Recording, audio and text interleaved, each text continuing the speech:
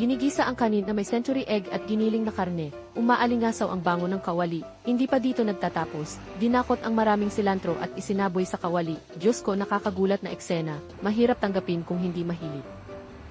Bihirang makakita ng ganitong karaming silantro. At sa tindahan nila, kapag binibili, grabe ang daming silantro. Tingin pa lang ang sarap, pwede pang dagdag. Masarap din kapag kinain, puno ng lasa ng silantro.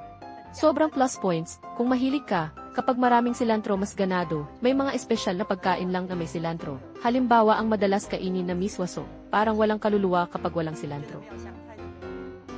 Kapag nabanggit ang silantro, kumikinang agad ang mata ng mga mahilig.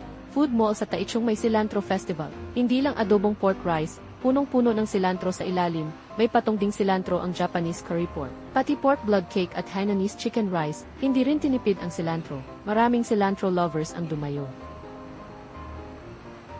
Dahil ako mismo ay mahilig sa cilantro, kaya pinagsama ko, 5 brand ng kainan sa loob, sama-samang ginawa ang event na ito, umaabot sa 8 putahe. Sabay-sabay inilabas ang 8 pagkain, bawat subo ay puro cilantro, tingnan na lang kung maglalakas loob ka.